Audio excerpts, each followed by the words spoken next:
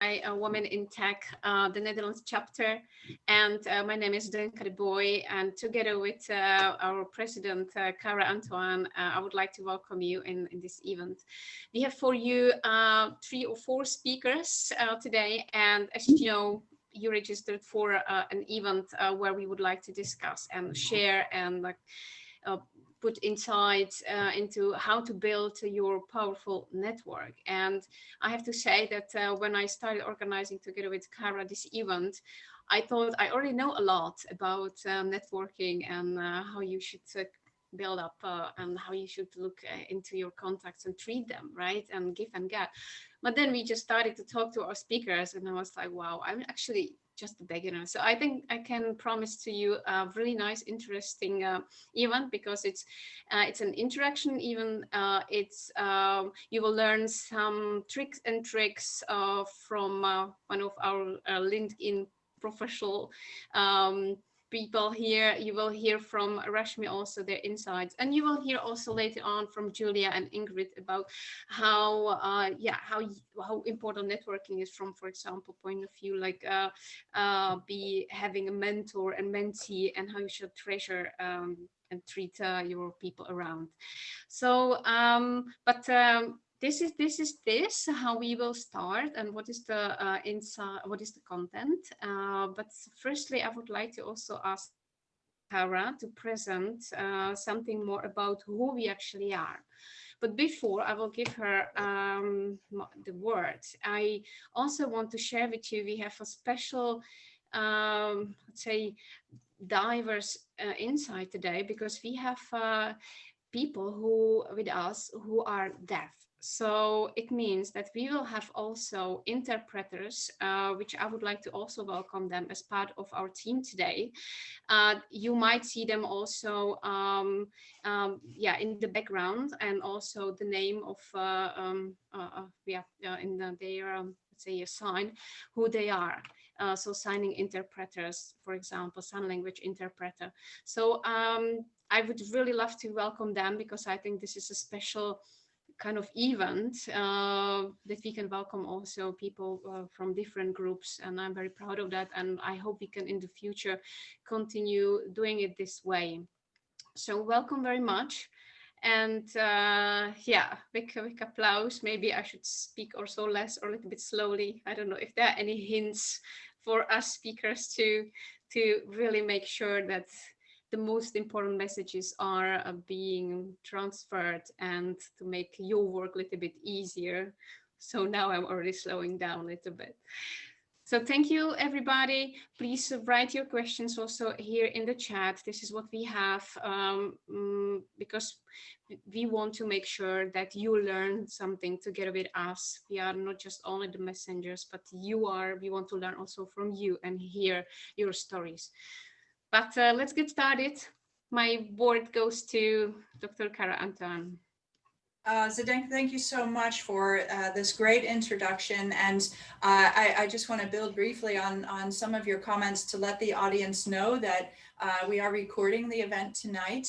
And I'd also like to say a warm greetings to all the people who are watching back, because of course this is available now over YouTube. Once we have recorded the session this evening, and all of you can look back at the conversation once again, because it is sure to be quite a dynamic engagement tonight, with a lot of incredible insights and learning, amazing tips and tricks you can apply straight away. And for those of you that are joining us real time tonight, we do have a very, very special networking event planned for us at the end of tonight's session, where we will be using a tool called Wonder Room. Maybe some of you have heard of it before, but I'm just giving you that information now, because we will leave this whole Zoom setting at the end of the discussions, and we'll re-meet and network in the Wonder Room, where there's a holiday party waiting for us with all of you. So I'm really looking forward to this evening, and I really thank you for joining us tonight. To continue on the storyline of the accessibility that is very important for us for tonight's event, I'm going to start sharing my PowerPoint slides with you now. And I have also enabled the subtitling under the slides, so that I hope for those of you that may be hearing impaired can follow along with the words on the slide, as well as for some of you who may not be English native. I have the subtitling in English turned on. We know it's not 100%, so it might not get me completely accurately, but I hope it gives you enough insight to follow the story tonight, also for those that might be in an environment where you can't have the sound on. Maybe it's easier for you to simply read along. And so with that, I will switch over to my slides to share with you. Zdenka, can you just give me a sense if you can see the slides now on the screen? We can. Very nice. That's fantastic. I'm really happy about that. And so again, would like to welcome you. I guess that many of you are here because maybe you've seen some of our social media promotion to get you here to this event. And so the fact that we have Rashmi, Jermaine, Julia, and Ingrid with us is no surprise to you. And you are here for a reason, which is to learn more about how to build your power network. And so with that already, I think as our understanding between each other, what I'd like to do is actually briefly introduce you to Women in Tech, who we are, and the mission that we are on. And so I'm going to move forward my slide by one, and I hope that you're moving with me on to the first slide. Zenka, can I just check it with you that we're there? Not yet, now, yes. It is there now. Okay, super. Because I'm really proud to share with you that a little bit about Women in Tech. So we are on a mission.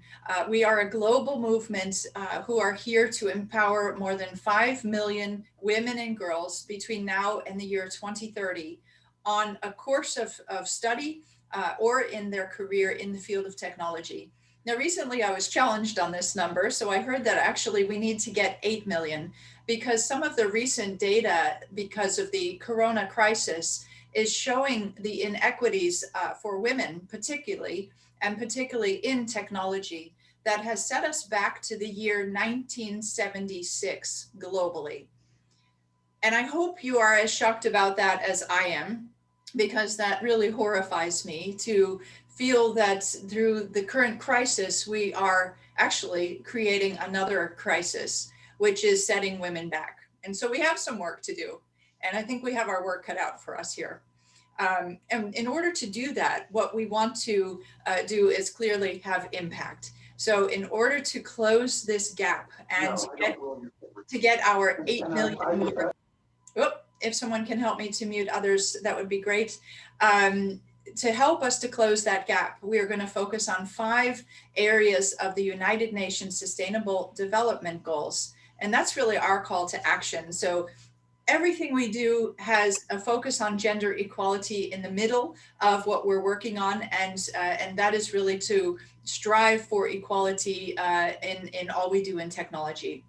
And the other 4 areas where we're going to really be focusing are in education, entrepreneurialism, social inclusion, science, technology, and innovation. And so far, we see that there's a need because we have more than 41,000 people around the world in over 100 country locations that have joined our movement and are in conversation with us. They are inspiring us as much as we hope to inspire you.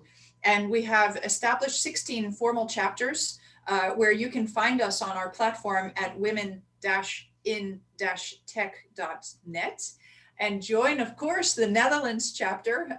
Or if you're not from the Netherlands, you're welcome to, of course, join on to one of your local country chapters and be a part of this conversation. So I'm moving on to a next slide because I wanted to share with you a few brief examples of the impact that I'm talking about. Now, when we first started the call tonight, we noticed that a few individuals were with us from an event that we just finished off last week, which was a series called Role Models Masterclasses. And so in terms of impact, we have more than 390 people who registered and participated with us and are becoming certified as what we call role models in technology as a result of a 4-month role model masterclass program that we ran from the Netherlands and that people joined all around the world. We are also looking at offering advanced degree scholarships. So for instance, a bachelor or a master's degree in data science and in data analytics in association with universities across the Netherlands. And we have a youth ambassador program, which is looking at the youth of the Netherlands by stepping into classrooms where they are learning so that we can inspire them about how cool it is to get to work in the field of technology. So some of those examples are where we're really looking to drive impact and to have impact within the space of education. If I think about entrepreneurialism, what we're working on here is, for instance, a pitch program. So we're connecting entrepreneurs, often female-led businesses. And, again, by the way, in the Netherlands, the statistic is that the majority of small businesses are owned by women. But what's happening is that the women that own these businesses don't necessarily have the digital skills they need in order to survive in this current crisis that we're in, of the corona crisis. And so we want to offer a pitch program to them where they can learn how to pitch their ideas. We're offering digital skills and coding classes, so a digital lab, in fact, where they can learn the skills that they need to transform their business model and their strategy into an online environment. What we're also looking at in terms of science, tech, and innovation is having thought leadership in this space and driving roundtables with executives around the country and globally, where we can build greater awareness about technology. Let's talk about those topics about bias in tech and what's happening in AI and how our machines have been programmed based on historical data, and what we need to do to ensure that there is no bias and that what we're presenting as a result of our programming is felt to be equal and fair for everyone. And of course, we're looking at social inclusion and driving programs that will have impact in local communities. Very recently, we ran an initiative where we learned that a young woman in India very, very sadly killed herself because she did not have access to a computer. And she wanted to take part in the graduation process with her class. And in order to do so, she had to take her exams on a computer, and there was no computer available for her. And she didn't see a life in front of her anymore without being able to have access to the technology. And so what we did was we wanted to ensure that no one else felt that need and that desperation, that we ran a quick campaign to raise enough money to get 95 computers to other classmates in her classroom, which was in India. And we're looking for opportunities to create impact like that around the Netherlands and around the world, so that no one feels left out or left behind or feels that they're not included when it comes to the necessity of learning and knowing about technology and using technology to succeed. So these are some examples about the impact that we're wanting to continue to drive to close that gap of the 8 million now that we need to fill, and not just the 5 million. So we have a lot of work in front of us. And of course, nothing happens if only one person is working on something. And so here in the Netherlands, I'm extremely proud of the team of women that are all working together to drive this impact. And you can see their names and faces in the areas that they're most closely associated to here. Some things that I can excite you on, I think, to get ready for next year is that we're going to be launching a Spotcast series. So we want to put women into the spotlight, and we will be running a Spotcast series where if you are yourself interested to be interviewed or know somebody who you think has a great story to tell, for instance, on this chart, you could contact Fleur, and she would be more than happy to talk with you about having a Spotcast with you.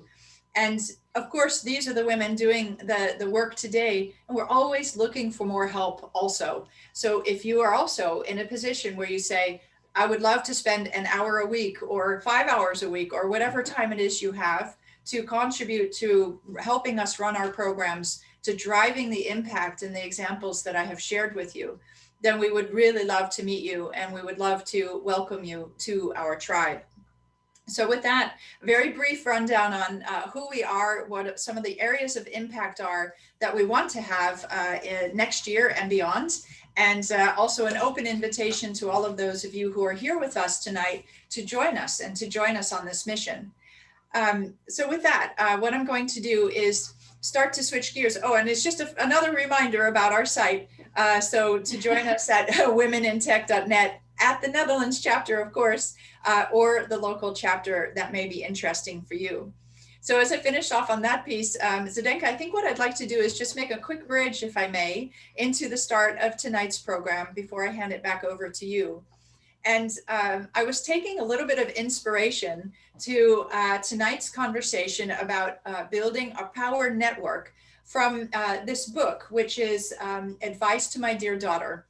And the author, Marianne Hamilton, gave me actually a personally signed copy of this book recently. And I had the pleasure of reading it and giving a review on the book. But my eye fell on a chapter within this book. So if you should happen to get a copy for yourself, I'm going to read to you very briefly chapter 35, which is one page. And it is about get a strong network, because I think I could tell you how important it is to have a strong network and to have your power network. But I thought, let me share with you what Mariana has to say about this. So if you'll bear with me for the next 4 minutes, I'm going to read this one page to you. And then I think, Zdenka, we can get started with our amazing speakers for tonight. Sure. Okay, so get a strong network. You must have a strong network. A network made up of people you've had contact with, worked with, and who you now feel you can freely call to mull over a question or ask for advice.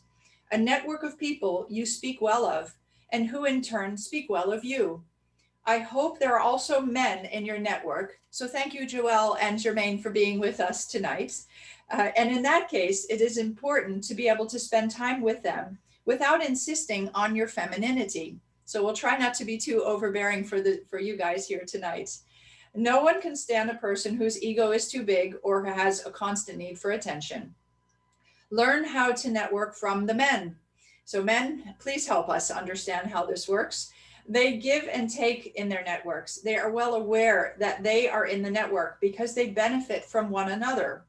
They provide one another with confidence, not by excluding anyone who is no longer on the career ladder. Once you are a member of the network, you are always a member of the network. How tolerant are your female networks? Isn't there a tendency for you to all want to be very similar? The same haircut, the same clothes, and the same views. A productive network consists of diversity and has a base of the members that are all in common. They usually have worked together and gotten to know each other that way, or they share a different experience. But the most distinctive trait of a good network is that you actually benefit from it. We women have a lot to learn in this department.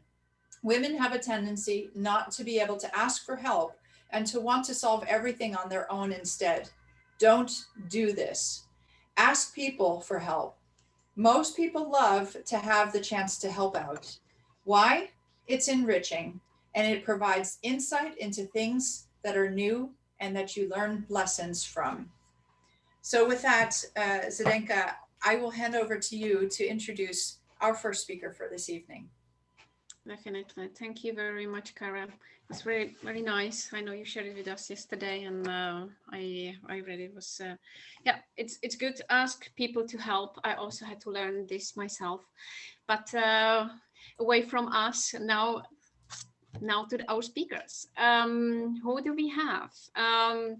The first speaker I would like to introduce is a lady. She is working at Oracle, and she already was a speaker at our previous event. And because it was such a great success, we just decided to invite her again. Her name is Rashmi Sharma, and she is gonna tell us something about authenticity and impact and the strong and weak links within your network and when you are networking. So Rashmi, what is she actually doing also? So she works as a software development director at Oracle in the unit of health insurance, financial services, global business unit. And as I know, and after learning her a little bit better, I found out that she's also board member at Wiki Brown House, and she's very much into diversity and inclusion. And what I didn't say, this is what Rashmi is going to tell us herself. And there you go. Kick it off, Rashmi. Thanks. Thank you so much. Are you able to hear me? Yes, we do. Okay, great. And we can see your presentation also. Okay, that's very good. All right, so thanks for the introduction, Zdenka. And I had to smile because you said that it was such a success that you invited me again. It's a great honor and pleasure to be here to talk about something that's close to my heart. I always have believed, even when I was a young woman, that I really, before I did a Myers-Briggs personality test and found out that I was an extrovert, I always thought, I get so much energy from meeting new people and interacting with people and connecting people with each other. So this is something that I really enjoy doing, and I find it really fulfilling to have a network which benefits you and in which you can give and take, like Kara just said. So I'm here to actually talk about that, but let's break down what a power network is. And let me start by asking you a question.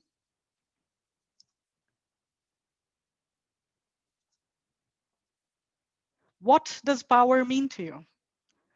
And take a moment to think about that, and maybe type in the chat if you like, what does power mean to you? And while you're pondering about that right now, or as you go through this session and hear the different speakers and go through networking, I will come back to that, and maybe we can also see what other comments are there. But the second part of the phrase was network. What is a network?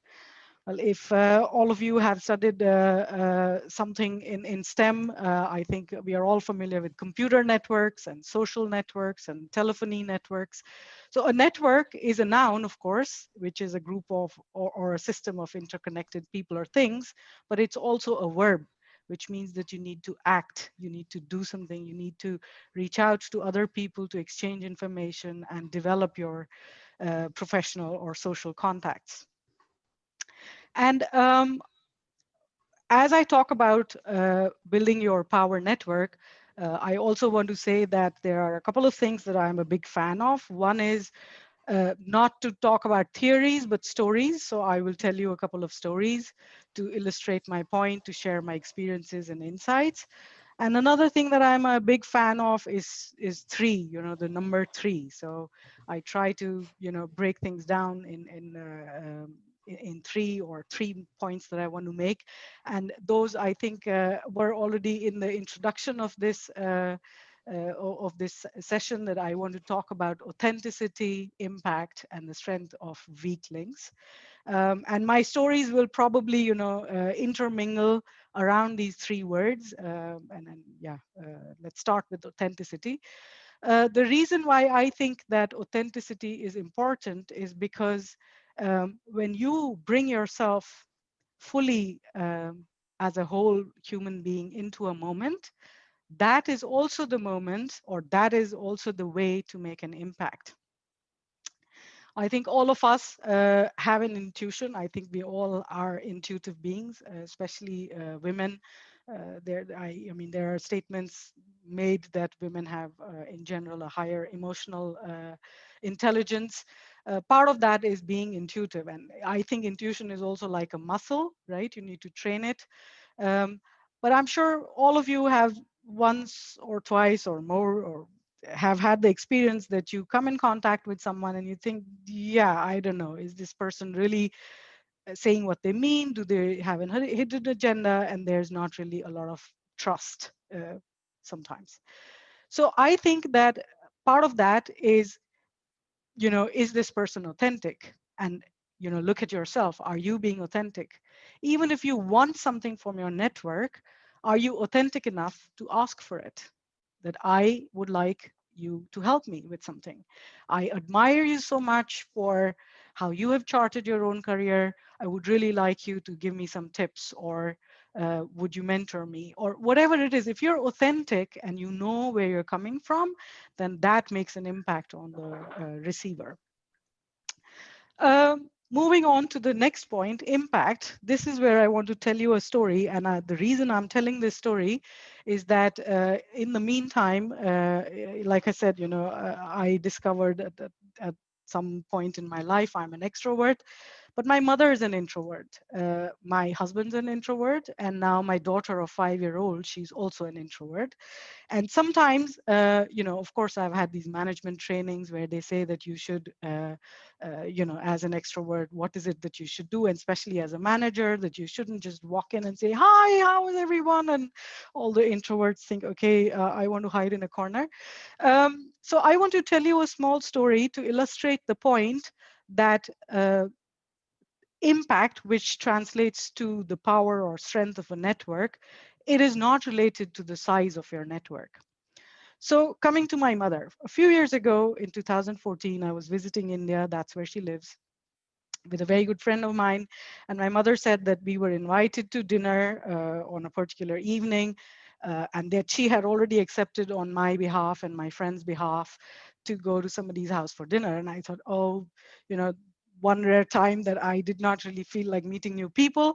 I said, nah, I'm not so sure if I want to go there. And then, my mother said, oh, it would be really nice. They would be very happy to get introduced to you. So I thought, all right, how often do I see my mother or meet her friends? Let me go. So I went there with a friend of mine.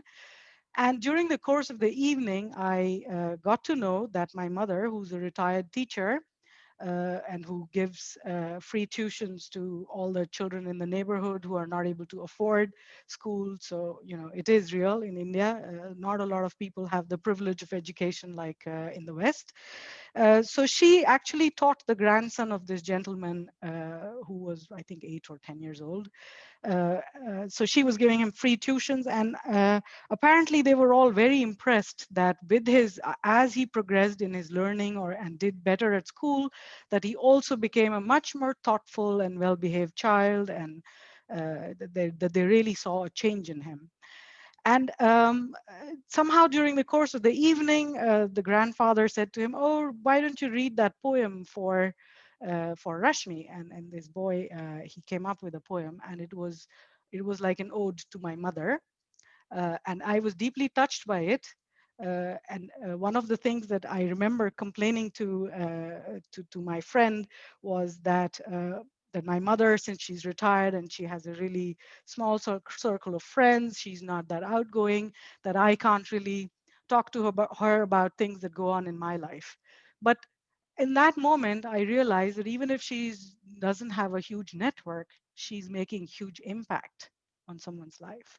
So if there are any introverts in here in the call today, I want you to know that if you want to build out your network and have a powerful network, you can be authentic about it, you can be intentional about it, and you can go out and do whatever an extrovert can do.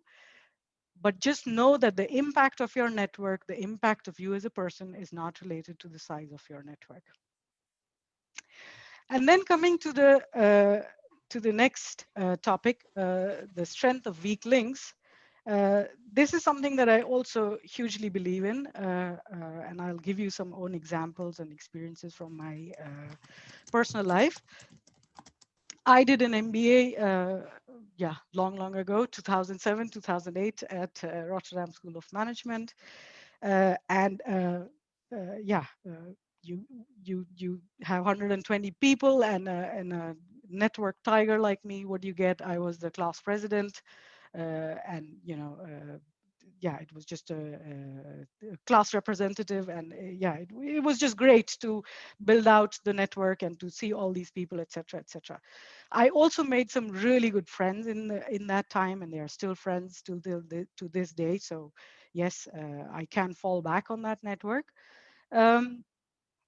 And in fact, one of these friends that I have today, she introduced me to another person, a colleague of hers, who actually had a women's network, which I eventually joined and was part of. And 4 years ago, 4.5 years ago, I was diagnosed with cancer, and I don't have any family in the Netherlands. Uh, but if you are living in the Netherlands, you're probably familiar that your 6 to 8 weeks are booked, and at any given point in time, outside of this pandemic, you have social engagements. You plan 6 weeks ahead or 8 weeks ahead that I'm meeting this for dinner and that person for lunch, etc. So anyway, when I got that diagnosis and I had to start calling off all these social appointments of mine, I happened to call this woman who, I saw once in a few months because of this networking event, who's now a very dear friend of mine. But I said to her that, this is the diagnosis that I have received, and I am not going to make through this alone, and I'm going to need help. I don't know how I'm going to need help, but I will need help. And in the course of time, as and when I knew that I needed to have chemotherapy sessions for 7 months, she, along with all the other women in that network, they set up a schedule to be with me, to take me out for lunch, to go with me to my chemotherapy sessions, because my husband at that point in time was taking care of our 1.5-year daughter. And even though it was a weak link at that point in time, that weak link showed up and made an impact on my life in a very big way. So this is a really personal, intense story, and you can see I'm a bit emotional. Uh, but don't underestimate the strength of weak links. This is, of course, a very personal way that a network can have an impact on your life. But also in a professional sense, your weak links can be extremely useful. I can tell you that my last 3 jobs I got are based on the fact that I met the person, that I had an interaction with them, that we got talking, and then they thought of me when they saw a job. I used to work at a company called The Independer. I was in the IT team there. I went to this user conference where I met a gentleman who was the director of a company, and uh, yeah, we got talking, and I was telling him, about the technical things that challenges I was facing, this and that. And he asked me a few questions, and we exchanged cards. And a few weeks later, he called me and he said, I'm looking for somebody to lead a team at my company. Would you like to come and join me? And I had just received a permanent contract, and I really had a huge loyalty conflict, but I eventually did take that job. So that's how I got that job. When I was at that company and finished my MBA, and again, I met somebody from my current company, from Oracle, and again, we had a discussion. We met for lunch. It was a business setting. He was the account manager from Oracle. We were a user of Oracle. And a few months ago, or a few months later, I actually saw a job opening at Oracle, and I applied to that. And I was interviewed by someone who said that, yeah, I'm looking for a slightly different skill set and experience, but I know someone who might also be looking for somebody with a profile like yours. And guess what? That was the person that I had met a few months ago as the account manager. And he was extremely happy. And like 12 years later, I'm still working at Oracle. But also within Oracle, I was the chairperson of the Works Council and the manager of the unit that I work for now. He came in, we had a business meeting. And during the course of the meeting, he said that they were looking to set up an offshore team in India. And I just approached him and I said, I don't know if you've already hired someone for that, but I am from India and I live in the Netherlands, and I would love to have an opportunity to set that up. And a year later, I had the job. So this is just an example of, if you're authentic, if you know what you want, if you visualize what kind of outcome are you looking for from your network, that you can go out there and get the benefit of the network. One last example, and then I'm going to hand it back to Zdenka. is like I said, I did my MBA and I was the class representative. That deviated into a really personal story. But a few years ago, we had the reunion, and I, of course, being the networker that I am, organized a dinner for all my classmates. And during that dinner, I met this one classmate who I had actually hardly interacted with during the MBA. He's a quiet person, but he seemed to have lost even more weight than he was a skinny guy always, but he was even thinner. And I said, "What's going on with you?" And he told me that he was working on in a management buyout from Philips, and that they were working on a device which can actually run a blood test with just a prick of the finger. So you don't have to take a whole while, go to the lab and run your blood test, etc. That you can just do it very quickly on a handheld device. And I was just so moved and so impressed by his dedication and commitment and how he was building out his team and the challenges that he was facing, that a couple of months later, there was an email that came from my university to nominate somebody as the distinguished alumnus, for an award.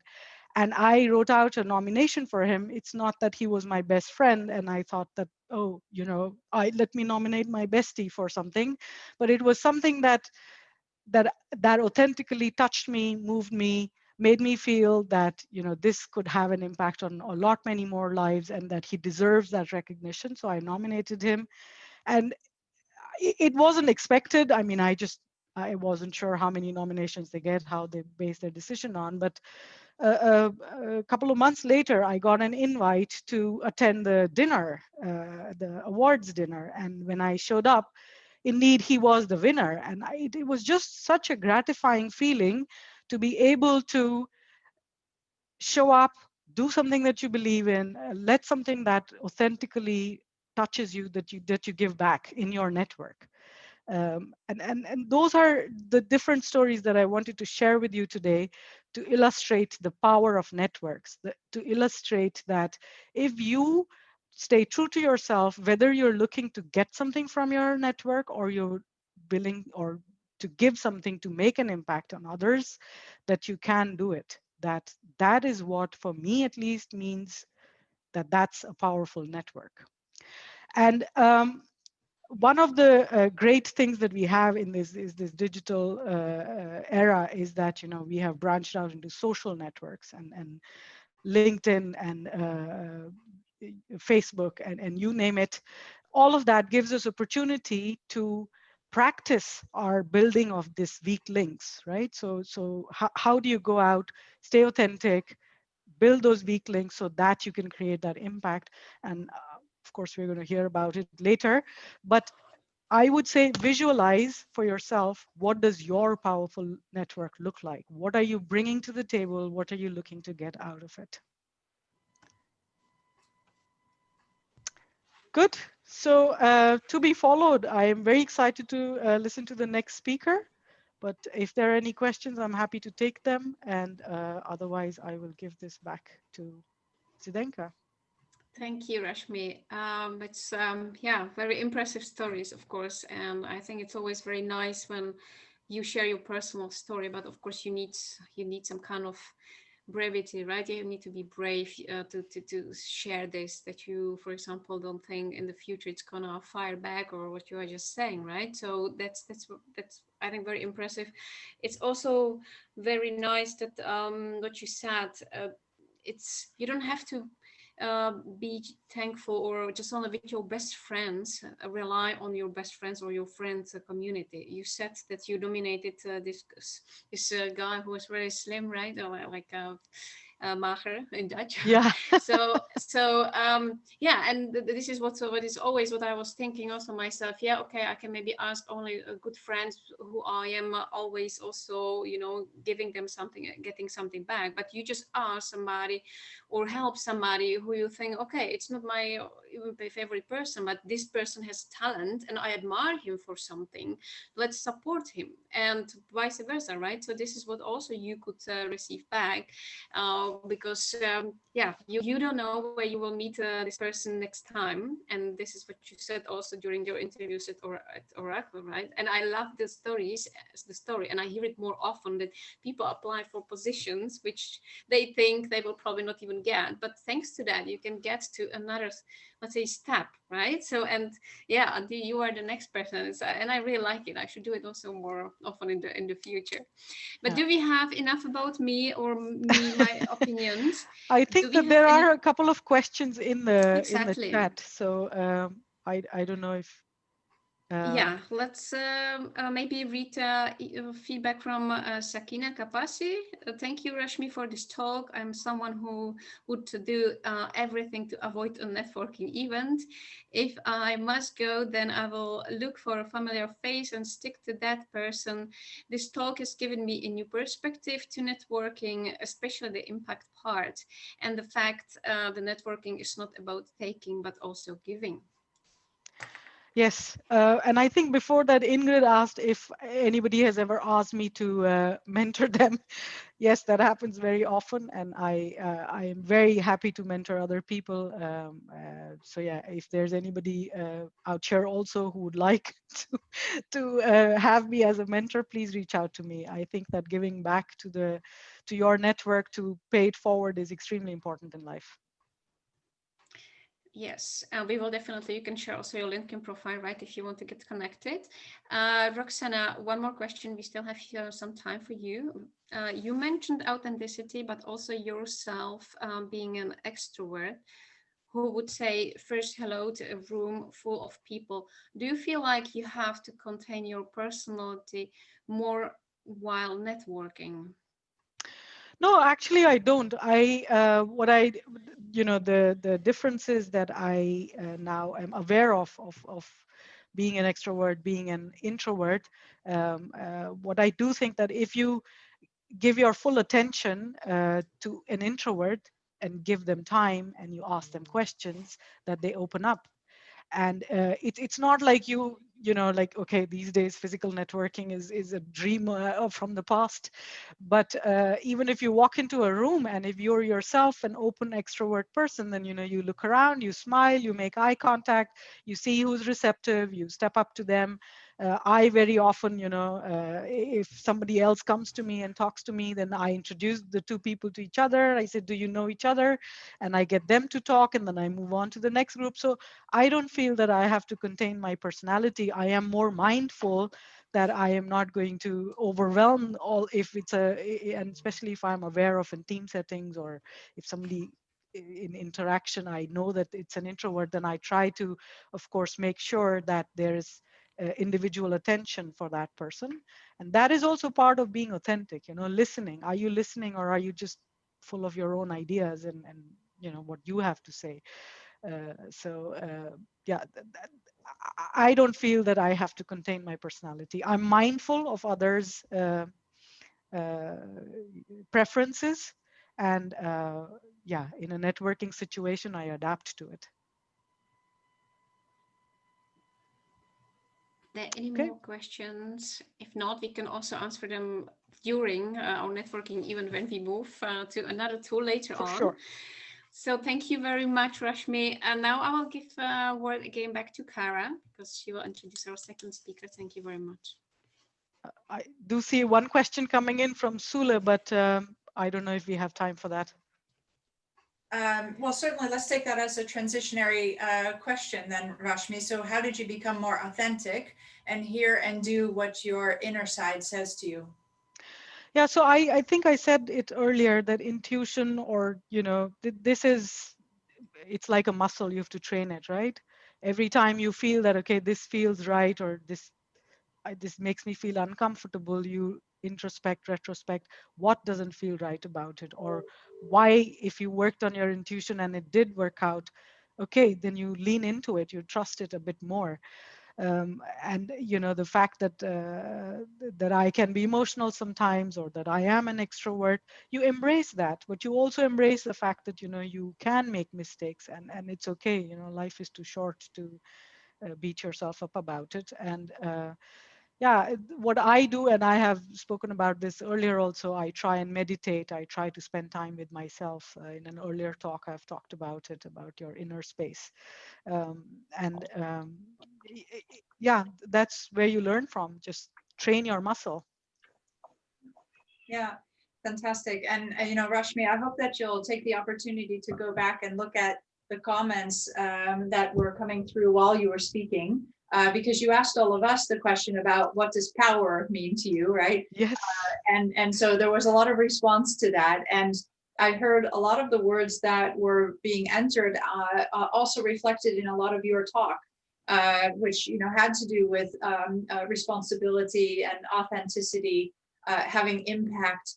And I hope that you'll enjoy reading back at that, as well as some very thankful, grateful comments that people wrote about your personal story that you shared with us. So I really want to thank you for that. And indeed, we're going to continue to train our muscles tonight, and also in the networking session a little later on. So Yep. thank you very much, Rashmi and Zdenka, for this wonderful and inspirational start. What I'd like to do is switch gears, and we're going to move to our next speaker. And I'm proud to introduce Germaine Henriquez. And Germaine and I met a few months ago. And we were connected from some work that he's going to get to tell us more about tonight.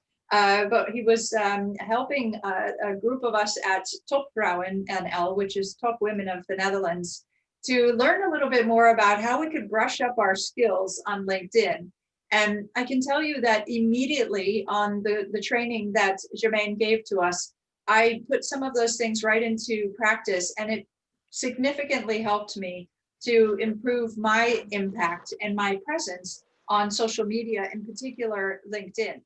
And so I really advise you to listen carefully to what Germaine has to share with us, because I guarantee it will impact your lives straight away. So Germaine, if I could hand it over to you to introduce yourself further and what you have to share with us for tonight, it's over to you. Thank you very much, Kara, for the introduction.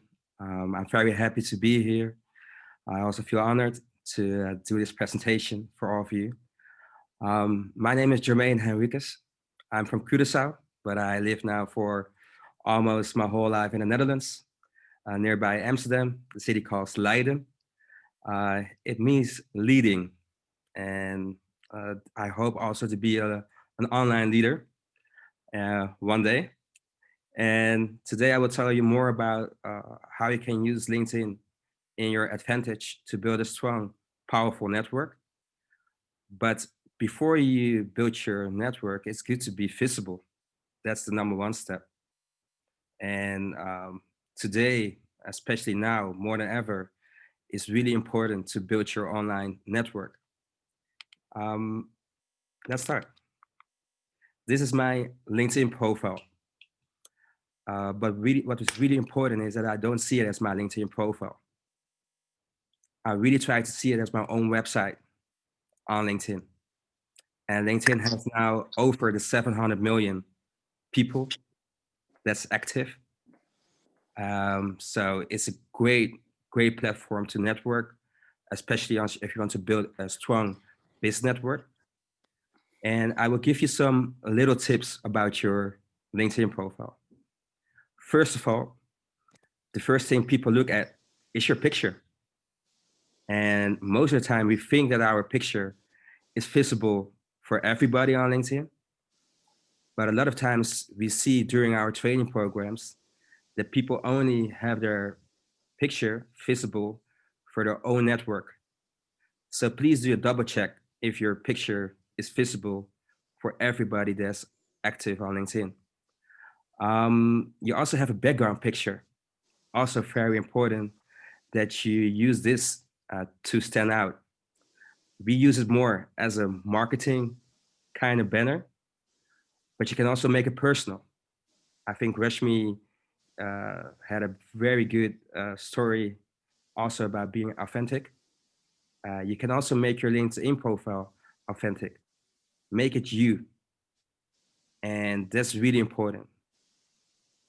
You can also see that I have in my headline, I have not only what my job title is, but I have a lot more.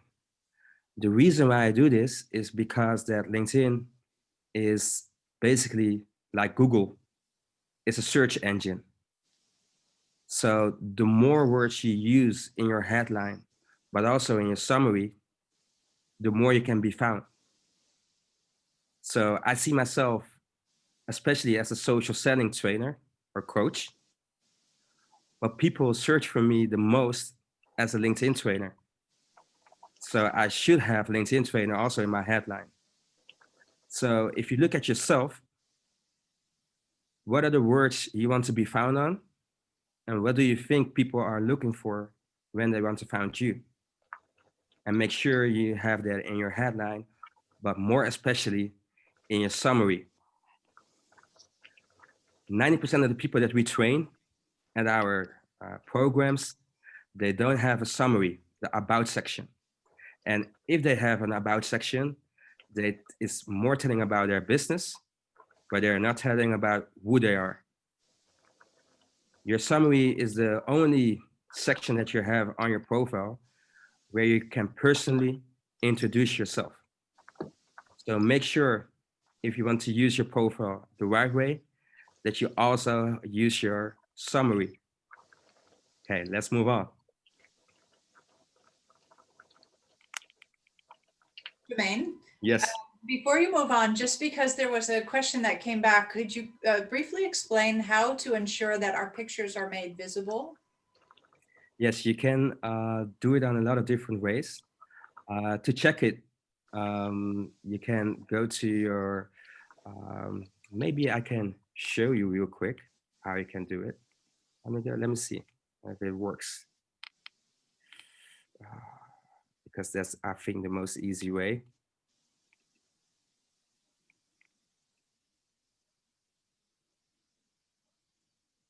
Everybody can see it? Yes? Okay, perfect. Yes. Yes. So I go to my LinkedIn profile. And then I go to edit public profile right here at the top. Here you also have your URL. You can also change this because most of the time you have your first name, your last name, and a lot of numbers behind it. But make it as easy as possible. Just go for your first name and last name. And if you already have somebody with the same first name and last name, you can only put one number behind it. And right here, you can make your profile picture public visibility. So make sure it's on and it's on public. And also do a double check if all your functions are public open. So that's the way you do it very easily. Now that we are here, let me give you one more tip. That's also very important. A new thing that you can do on your LinkedIn profile is that you can also share your content on your profile. So the future section is very important because when people visit your profile, Slaap lekker. they will also Wat learn was more er? about your communication. Ik bedoel, heeft hij... How do you do this? Is that you go to your post and you can find your post here. You click on this one, post. You go to your last post, for example. Here you are, and you click on this one. And then it's also visible on your profile. And right here, you can also change it. So for example, I love this one because this one is with my daughter. So I want to have this one above. I can move it at the top, click done, and now this one is the first. So make sure you also use this one on your LinkedIn profile, but we will come back later on to do this. Okay, let's go back.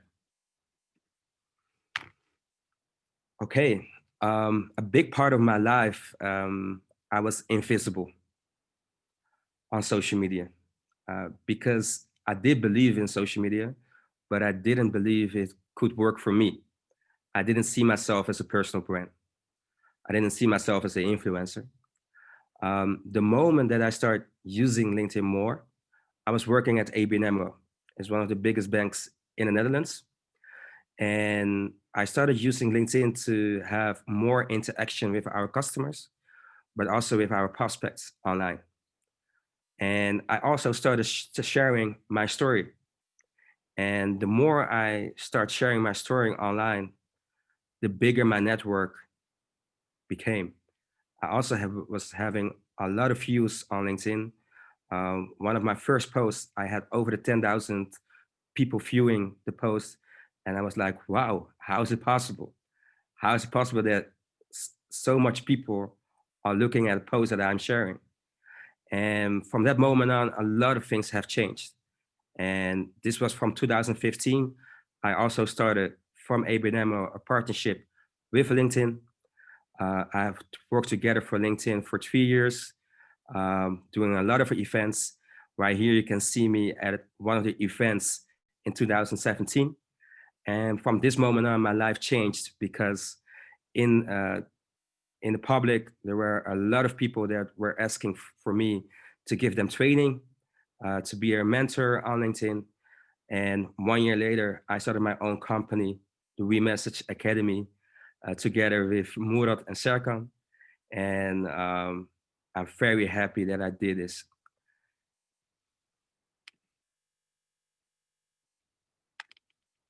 Here you can see some of my posts of the last year.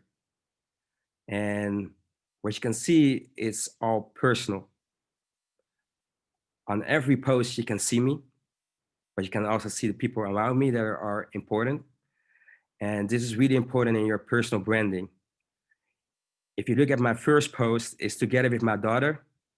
I have two really powerful and strong daughters that also use social media. And I was raised only by my mother. My mother was like my mother and father in one. So it's not for nothing that I'm here today with you. These three posts only has given me more than 130,000 views. In the last year, I have almost 700,000 views on LinkedIn with only 24 posts because I don't want to communicate too much on LinkedIn. I don't want to be visible every day like a lot of people are doing. If I share a post, I want to make impact. That's my goal. And if I make impact, I can also build my network with people that are interested in my story. And that's also the way I build my network. I don't send a lot of connection requests. I tell my story and I let people connect with me that are interested. But I do connect with people that inspire me on LinkedIn, where I can learn from or where I can do business with. That's the way I approach it. But inside our company, of course, there are also women working. And we really see the women that are working for the WeMessage Academy as our influencers. So here you can see Marlene, Ellen, and also Rose Marijn. They are all very young. Ellen is only 24, Rose Marijn is 23, Marlene is 27. If you see these three posts, it has a total views of above the 200,000 on LinkedIn. And they have built their network at a very young age, from 300, 400 followers on LinkedIn with our mindset to over 1,000 already. So Rose Marijn is in 1 year, she went from 300 to over 1,000 followers.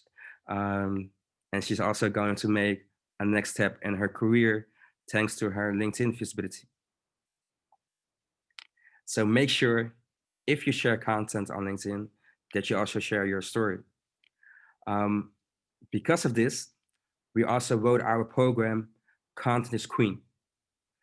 I think that most of you know that the owner of LinkedIn is Microsoft. It's bought in 2015 by Bill Gates. He wrote his essay in 1996 called Content is King. But we have seen that the way of sharing content has changed. And this is why we call it Content is Queen. First of all, content is what drives the internet and LinkedIn. It's about reach, it's about engagement, and it's about data. But when you're looking at the way content is being shared, the feminine value in content is becoming very important. So being vulnerable is a strength right now. Empathy is innovation, and delivering value for others is key. We also use this in the way we share content on LinkedIn. And with our program, we try to make women believe more in their personal brand, believe more in their own voice, and also in networking and being more visible so that they can inspire the next generation. One of my people that I get connected with this year is Leanne Hobson. And Leanne Hobson is also here today with us. I've never met Leanne personally. I've only met her online on LinkedIn. And we started having a chat in February this year. And she liked the same post that I liked. And then she sent me also a connection request. And the first thing that I do when I get a connection request is that I make a real quick scan of the LinkedIn profile. If to see if, okay, if there's somebody that I want to have in my network. 9 out of 10 times I do. And I make a real quick scan of Leanne's profile. And I saw that she already had over the 9,000 followers on LinkedIn. So the first thing that I thought was, okay, she really have a real big network. She also had a really great summary. So I got to know her through her about section. But when I went to her communication, to her content, I only saw that she only had 3 likes, 12 likes and 2 comments, 23 likes and 2 comments. And I sent her a message like, Leanne, how is it possible? You have 9,000 followers, but when you communicate, not a lot of people are listening, because that's how I look at your engagement, your like and comments. When you share content, you want to be sure that people also are listening. And if they are liking what you're saying, they will like you and they will also leave a comment. So it's a great way to measure if you have impact with your post. So I asked Leanne if she wants to give me a chance to help her build her personal brand on LinkedIn. And at the beginning, she was like a little bit, I don't know for sure. But I'm very happy that she gave me the chance, because after we start working together, we really have built her brand. You can see here, we went from no Leanne to a lot of Leanne. And you can also see that engagement has gone up. Leanne, you are here today.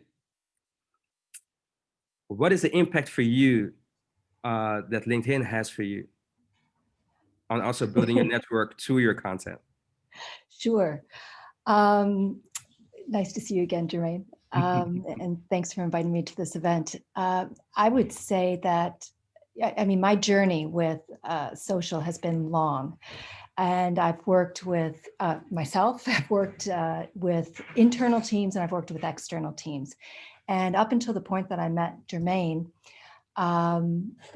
we had some posts with more engagement than that, but not compared to the amount of connections I had. So what really flipped the switch for me was when we started using Jermaine's approach, and I took his advice wholeheartedly. I immediately went from lack of engagement to much higher rates of engagement And more importantly, for me as a businesswoman, I was getting inbound opportunities. So it wasn't about awareness. It wasn't going somewhere out into the ether of LinkedIn. I was actually having people contact me for speaking opportunities, for podcast opportunities, because they wanted jobs, and most importantly for business.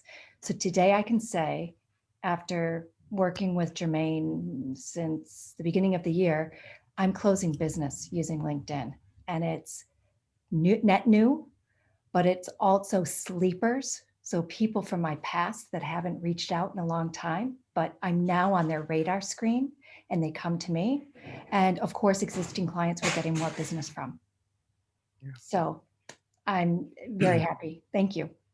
And I'm also very happy because having Leanne in my network has given me a lot of opportunities to work internationally right now. So we have met each other only on LinkedIn, but we are really having a great time working together.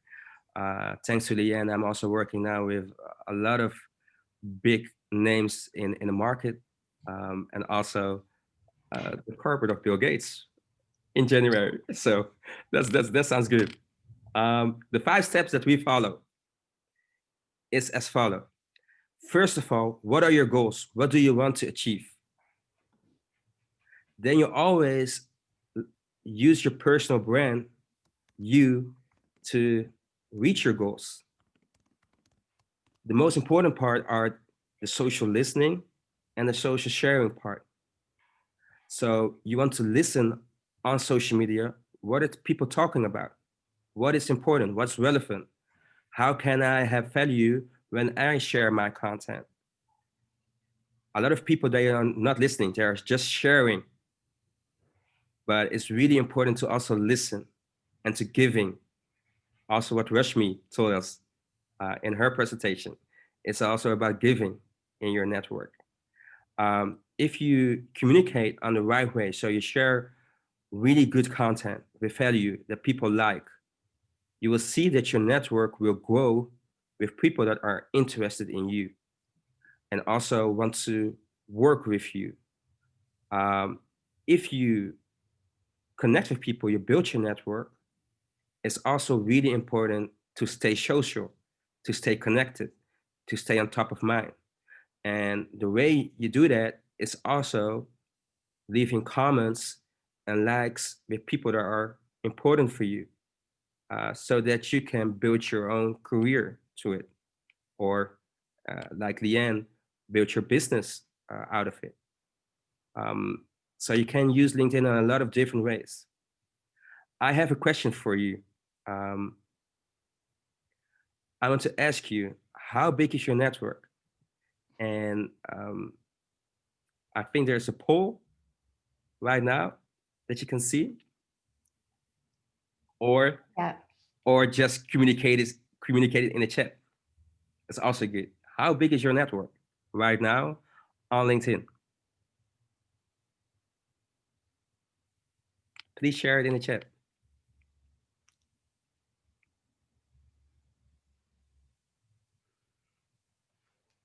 Okay. Okay, Mariana, okay. Between 1,500 and 2,000. More than 5,000. Wow, Leanne. It goes up and up and up. Okay, thank you. So it really shows you that it goes from, I think, less than 100 connections to over 12,000 connections. One thing I want to tell you is that it's not always about who you are connected with. So if you receive a connection request, don't only look at that person, because if you think from your social media mindset, it's much more the network of that person you connect with. So it's much bigger than only that person. And try to think from that mindset. And my goal always is to keep my circle, my inner circle, small. I have basically the same network that I had in the beginning of my career, but it grows very small, my inner circle, but I want to have a big network as possible. Yes? Okay, let's move on. So the benefits of online networking, first of all, expand your network, and you can do it from anywhere. You don't have to travel. Establish yourself as a personal brand, as authority, as a thought leader. You can stay on top of mind by sharing content, but also by staying social. And you can also shorten the time of closing deals. So I see these as the four most important benefits of online networking. And now we come to the social selling index score. If you see the link at the top, www.linkedin.com/sales/SSI, you can get your score off LinkedIn. And I also want to ask you the next question is, what is your SSI score? And so my SSI score, please share it in the chat. Wow, Leanne, 86. I'm jealous now.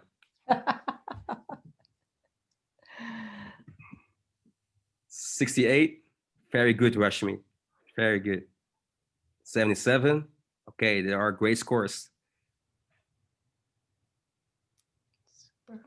But do we have more? And there is no good or wrong today. Okay.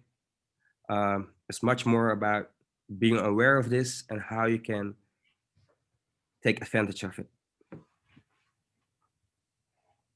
Okay. Maya is still a great score. Yes, 38. 60. Very good, Ingrid. Okay. So we are between 38 and go up to 86. So every day, LinkedIn is rating how you using LinkedIn. So we all get a score, and it's based on four important parts. The first one is your professional brand, and that's basically your LinkedIn profile. So how up to date is your LinkedIn profile? Do you have a professional profile photo, a background picture, your headline, your summary, your featured section? Is your education visible? Recommendations. So make it up to date. The next one is, do you build your network with the right people? So are you building your network, basically? And you have to be active with this. But it's also how many people want to connect with you. So it's also about giving and taking. The next one, this is the most difficult part, is about your communication, about your content, but also about the quality of your content. So it's one, how much content do you share online, but it's also how do people react on your posts. So is there an engagement on your content? And also, of course, do you give likes and comments on other people's content? So it go both ways. And the last one is, how big is your network in your industry, basically. And at the top, you can also see a benchmark. And if you are in the top 1% in your industry or in your network, and you want to become in the top 1% or top 3 or top 5, is your own goal setting again. And make sure that you start communicating on LinkedIn and share your own story. Share how you look at building your career and how you can inspire others. So I think because of the time, let's start with the questions. Yeah, wow, Jermaine, fantastic. And I think you've got us all checking behind the scenes on the SSI scores and how we've done there. Wow, thank you very much. I'm going to scroll back up because there were some thoughts that came in, and I just want to get your reactions to that as well. So I think one of the things people were reacting to was this notion of not having to post every day. And you seem to have kind of inspired in some people some relief, like, oh, thank goodness I don't have to post every day. So Yeah. there's kind of a bit of pressure, I think, that people feel that, they get the message, in order to be visible, you need to post at least once a day. So some relief from Ingrid and Maya and others to say, okay, so what's the deal? Because I see, from Women in Tech, we're trying to post every day to get more momentum and attraction from a company perspective. But I also, as an individual, I don't post every day for very much the same reasons as you just shared with us. Can you say a little bit more about that and help put us at ease about the posting ratios? Yeah. This is also if I look at myself, I have a combination of being introvert and extrovert. So I don't want to talk every day. I love to be on myself. And that's also the way I try to be online. If I communicate, I want to have impact. It has to be a story that also can change maybe some people, the way they're thinking or the way they live. And also it makes it more special. If you post every day, it can also be annoying for people. Like, oh, there she go again. Another post. I think when you post once a week or once in 2 weeks, it makes it more special. People also are waiting for your next post. So you build your network to it and also your followers. Because there is also different in your connections in followers. So that's also very important to know. And you only have followers on LinkedIn if you share content. If you don't share content, you only have connections. And that's also very important in a network, that you have only connections in your network. But if you have influence, you will also have followers in your network. You build your own community. And that's next step. So you have your own mini LinkedIn. Yeah. Okay, so one of the other comments in here is about the algorithms, right? So I think a lot of times people are trying to figure out what's the algorithm behind this? What's the algorithm behind how many hashtags? There was a recent conversation that we've had about, can you put an external link inside of the post, or should you put it into the first comments? Because LinkedIn is trying to keep you on their site. So if your post contains an external link, it might not promote your post. So lots of different discussions about this. Can you give us a few thoughts about, the kind of the secrets about the algorithms that we might want to keep in mind? Yeah, LinkedIn, they're very good and keep changing the algorithm. Yeah.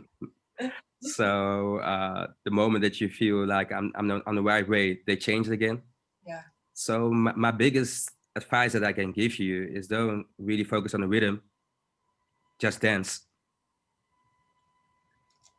And if I want to give you some advice with algorithm is, we love to post in the morning. And also make sure that when you post something, that you stay active. A lot of people, when they do their post, they see that as their finish. We see that as our start. So you post, and when people start communicating, sending comments, make sure that you also can send comments back. That really helps you, because likes, the way we see it, has only 1 point. Comments have 2 points, and reshares have 3 points. So make sure that you really are active in your post. Another thing is that, of course, you have some days that are working very good. We are really focusing on working days. And they say Tuesday is the best day. And we post in the morning, 7 o'clock, 8 o'clock, 9 o'clock. Yeah. And also Thursday is a very good day. Okay, Leon was urging us to ask you exactly that question. So, so thanks for giving us the inside track on what are the best days of the week. And yeah, and you're getting more emotions out of people. So Rashmi is saying she's feeling very competitive right now. So, I had the same. The first time I saw my score. All those numbers get me going. I want to be the topper in the class. Yeah, you will be. Because what you do, Rashmi, your storytelling is on the next level. The moment that you will start doing your online storytelling, it goes, sky's the limit for you. Thank you. I will connect with you afterwards on this.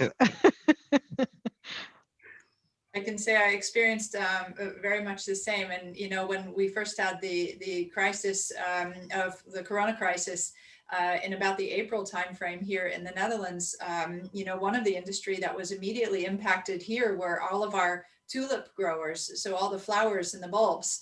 And there was a local company that said, we have no distribution channels commercially anymore. So we're going to offer our flowers in bundles to everybody, to individuals. So I went out and I bought 500 bundles and I started walking all around the village where I live. And I just left them on the doorstops and I took a picture just of where it was on the mat. I created a LinkedIn post that just said, you know, let's think about our small businesses. Let's think about others, you know, do things that are good for the community. And it was just something that I thought, you know, this is just coming now. I'm going to post it. And I've had more than 800, you know, views, comments, likes, reactions, everything going on that post. And you know, I think exactly as you're saying, Jermaine, people want to hear those stories that relay empathy and, you know, are talking about a personal experience more so than, you know, necessarily talking about, you know, the configuration of technology or something like this, maybe. And Cara, I have to tell you, I don't know if you know this story, but I actually saw your post and I ordered 200 of those tulips. And I brought tulips around to people, to friends, left at their door, rang the doorbell, etc. I shared your post on LinkedIn. And in fact, at Oracle, and I don't take full credit for it, but at Oracle, we even sent tulips to all our employees as part of the spring, you know, instead of the Easter breakfast, we thought, okay, let's send everybody tulips. So great idea there. This is what we're talking about. This is making impact. Making an impact through your network. There you go. That's it. Yeah. So it does work. It does really work. That's fantastic. And Leon is giving us one more urge right now. She's saying, you know, do it, ladies. Come on. It's invigorating to get out there, be competitive. And Maya is saying she now feels motivated to update her entire profile right now. So I think we're going to see some people behind the scenes getting busy on LinkedIn. Jermaine, this is fantastic. Can you remind us one more time if people have questions, how they can maybe reach out to you and ask a question after the session? Yeah, my second home is LinkedIn. Just send me a message. It's your website, it's your brand, right? All right. I will be there.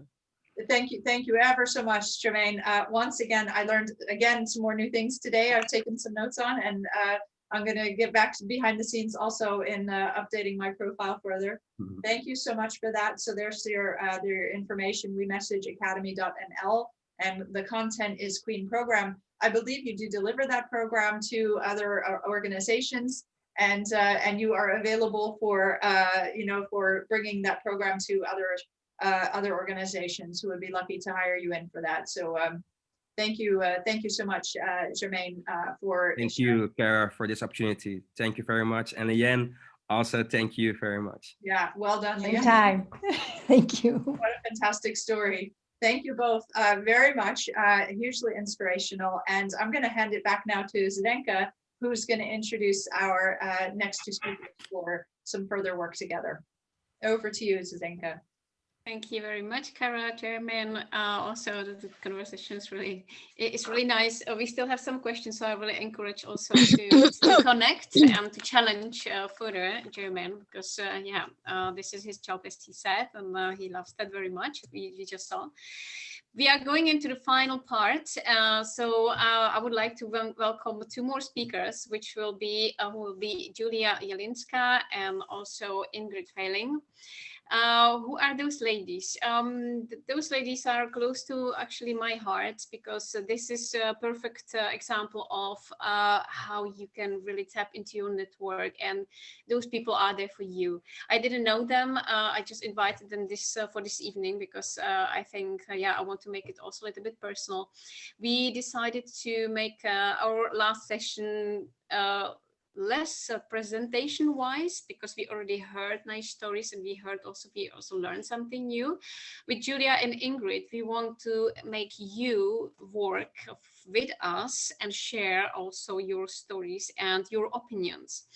So we have prepared a few two polls for you, and also later on we will throw you in breakout rooms to network with all each other, right? Because now you kind of you are nicely sharing your questions and chat in chats and so on, but we will also want you to connect all together in the groups, because this evening is about networking. So there we go. I will shortly introduce Julia and Ingrid, and we will then try to, as I said, try to have this session interactive. So please also ask them later on with questions which they will answer, because we don't have prepared content. But Ingrid Failing, hello Ingrid, nice having you today. So who is Ingrid? Ingrid is very role model person for me. Very interesting story behind her as a person, and also as let's say my friend these days, a human being who helped me also with challenges in my working life.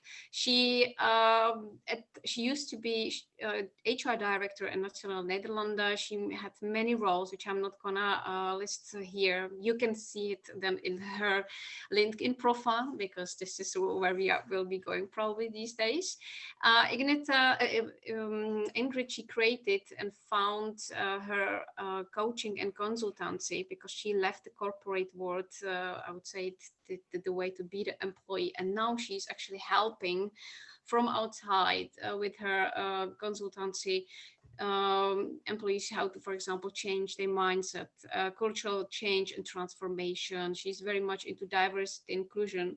At last but not least, she also is the founder of foundation, which is also close to my heart, and I know them from, it's called Polaris, which we want to later on talk shortly about that. I will then later on give you ladies the words, but I will introduce as well Julia immediately.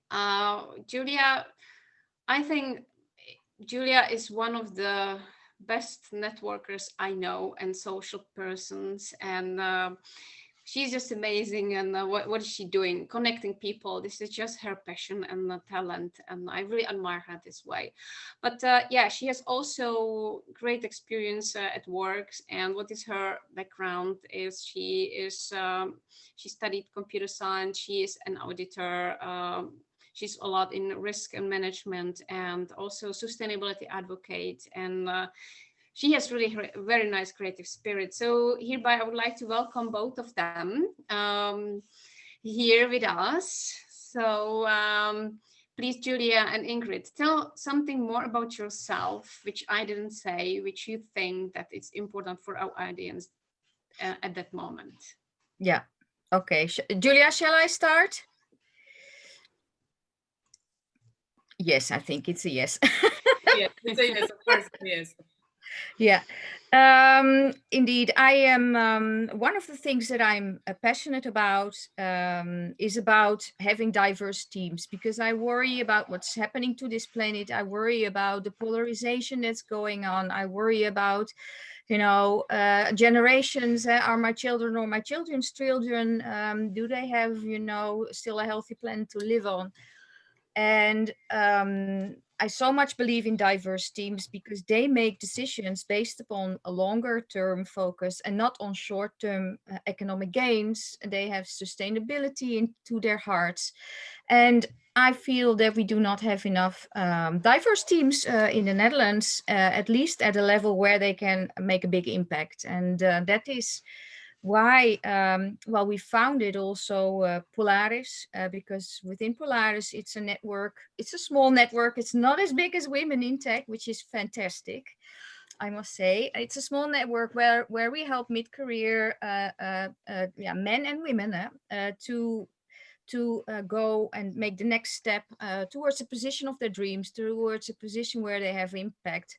And that's why I also coach women and not and non-Dutch people to make that step, to be visible, to be a good leader, to also manage diverse teams.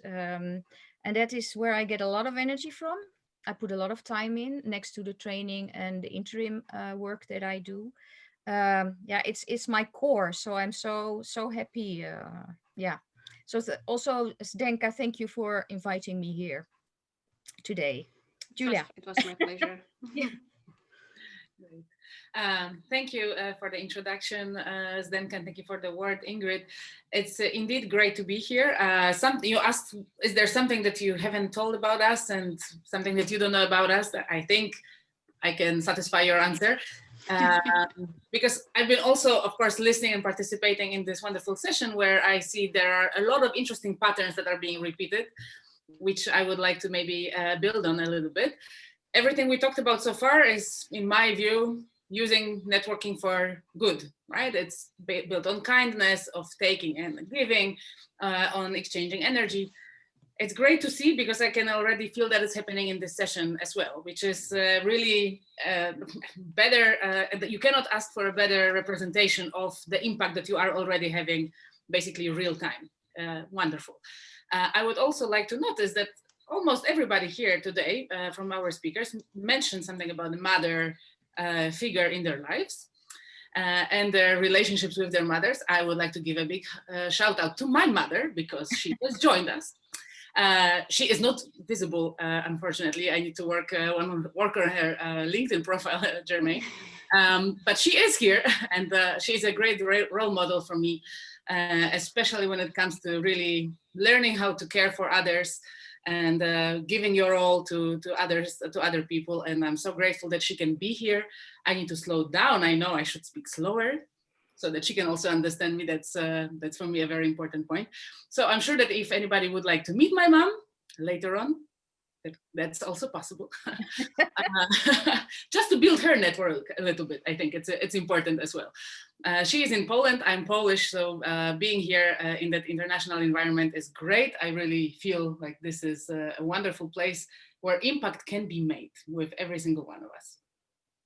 Thank you, Julia. Really, Ingrid, of course. I have a question for you, which just now popped up in my mind. So why is network important for you? And what do you understand under networking?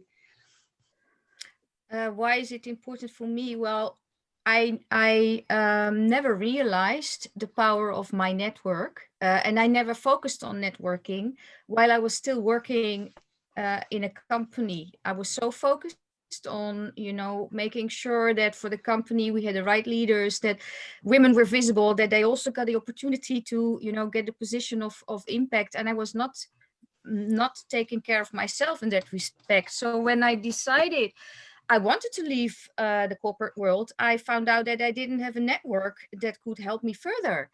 I had a great network, but it was not focused on what I wanted to achieve. And just by founding Polaris, getting to know so many interesting people that had a great gift, because we all have a great gift, that is our own network.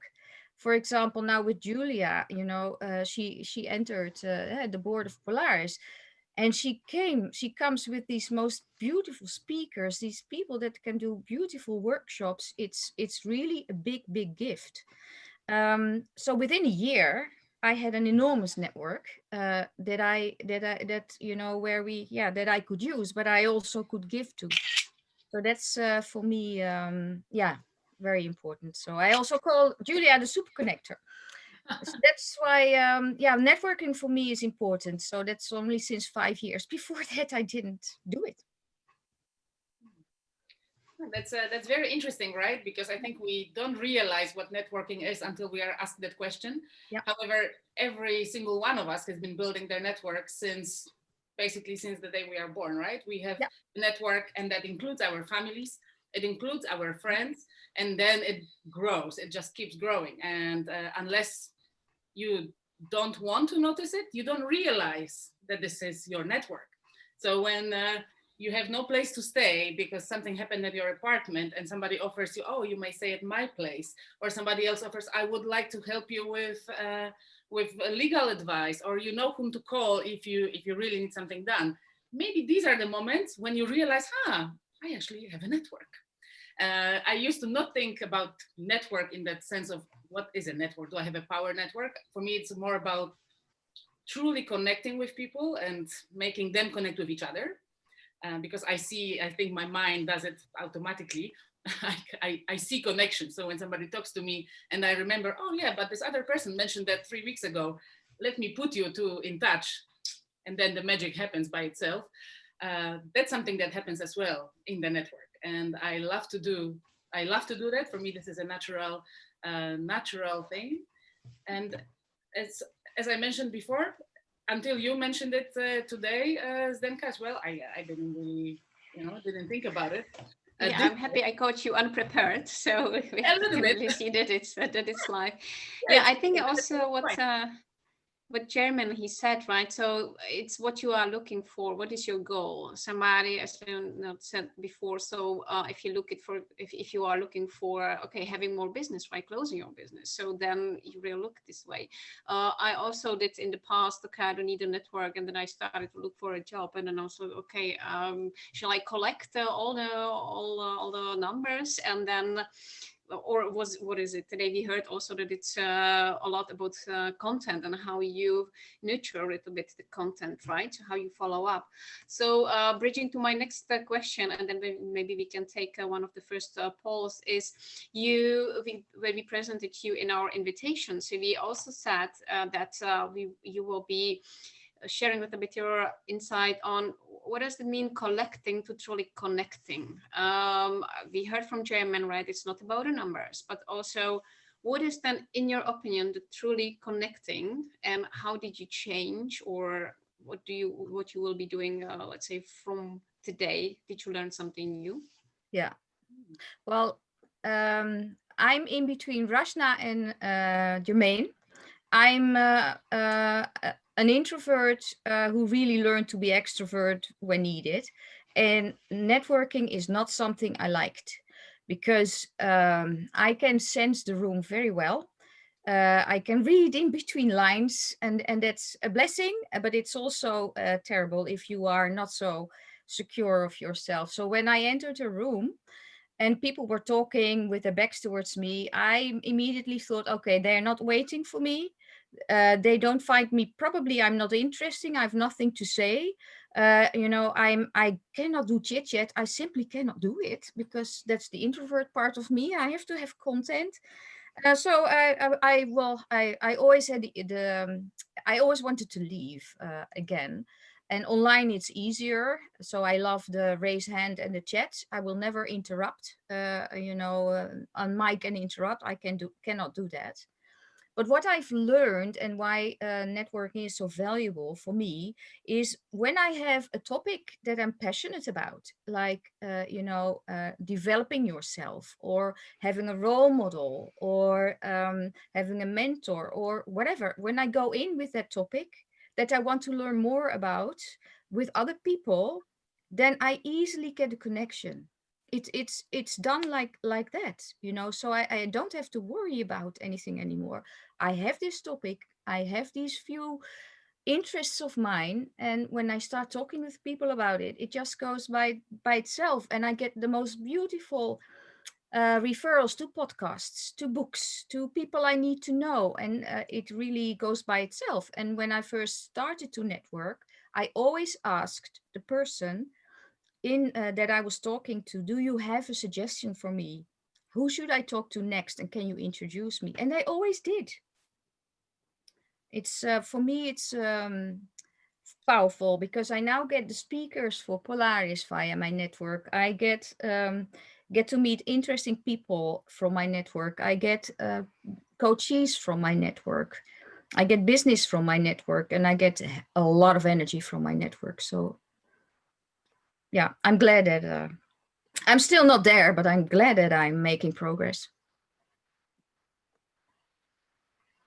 Wow, yeah, indeed. And when you talk about progress in networking, that's a difficult definition, right? Because it's really not about the numbers. And with all due respect, Jeremy, I hear you, I understand, it all makes sense. However, I truly believe that the intention you set really comes back to you. So and this is it's true for anything, if you put good energy into something that you're doing, the good will return. So if somebody is collecting for the sake of collecting, perhaps they will reach their goal. If that was the goal, then it's good for them. However, in every story that we heard today, all the connections that people were building, all the relationships were actually much deeper. It was not about getting a number as a goal. It was really about connecting, understanding where other person is, helping, right? So it's kind of funny how we think about it, that it is about the numbers because it's growing our impact, because we can do more, and that is true. Yet it really comes down to one-on-one interaction, a conversation, having a chat here, or not even meeting in person, but right now having this wonderful meeting in an online event that's basically global. So seeing each other here.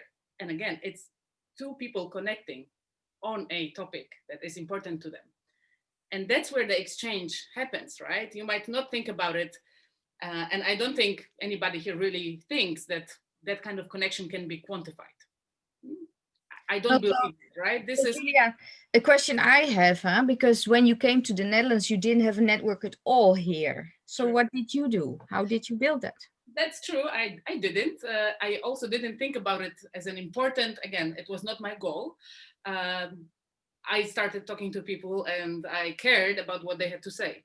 For me, listening part was very important and still is. And I don't think that without listening, you are not a good conversation partner if you don't listen. That's first and foremost. Second of all, people can feel that you don't care. Even if you say the best words ever, people will immediately know that this is not true, so it's not authentic, or it is authentic to you if that's really what you don't care about, right? However, people can sense these things, and if you care, you will get it back one way or the other. So it is about indeed giving and getting, how we call it at Polaris, funnily enough, and Ingrid will tell you more about it in a second. Yet it is really about that exchange. It might come in different forms from different people, not necessarily one-to-one, but somewhere along the way, things will get back. What you put into your network will come back to you. Therefore, taking care of people in your network is very important. Nurturing those relationships, asking how people are doing. This is something that really, to some people, comes naturally, to some not so much. However, if you really truly care, one way or another, you will let others know that there is something that you are thinking about them. And it is appreciated, even if people don't know how to express it, because it's human nature, right? This is the reciprocity as well in it, that people would like to come back to you and let you know that they also care. Yeah, it's really much, I would say, much deeper than just building a network, because you just don't know when some of those connections may come in handy. And Rashmi already mentioned wonderful stories about how surprisingly weak links can come into life and come into a position of power, right? And that's why you have these people in your network as well, because you know that you care, and they are in your network because they care. Yeah. Right? Shall we do, I will quickly share the screen. Let's our audience here also give them some words. Let us know what they think. We would like to listen right now as well. So what we were talking about, for me, it was very difficult to start networking, and I built, these myths in my head that I couldn't network, that I wasn't interesting enough. So I'm very curious what your myths are about networking that you put upon yourself. So Zdenka, can you start the poll? Yes, I will start the first one. So everybody now will receive the question. Hopefully it works. Please give us your answers. And of course, it's not an exhaustive list. there could be many more thoughts because there are so many creative people here. So let's see what we can do with what we've got here. Can you see it? Yeah. Yeah, I Okay, submitted my answer. Okay, yeah, I see yours.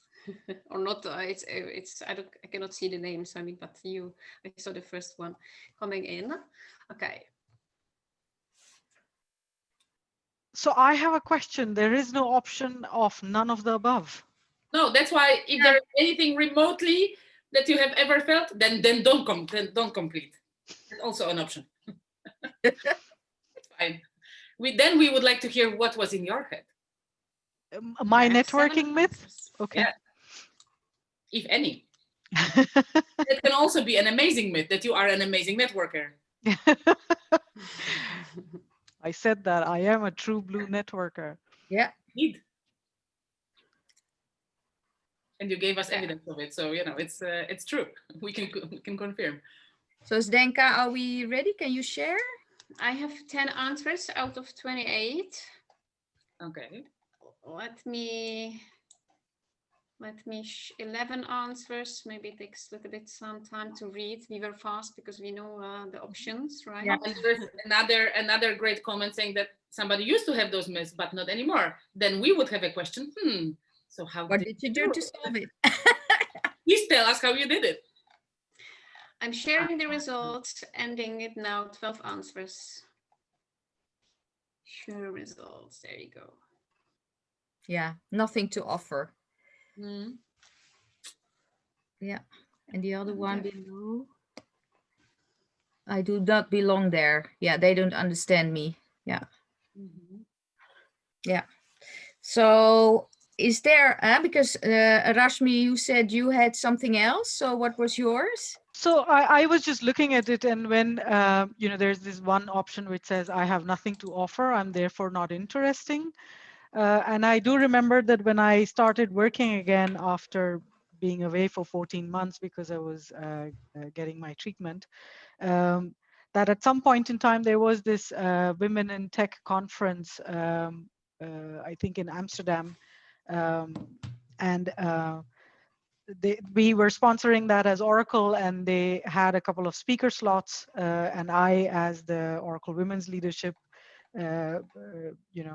leader, co-leader in the team, I was looking at women in the organization. I approached a couple of women and I said, hey, we have a couple of speaker slots. Do you have a story to tell? Why don't you tell a story? And one of these colleagues, she turned back to me. She said, I'll tell my story if you tell yours.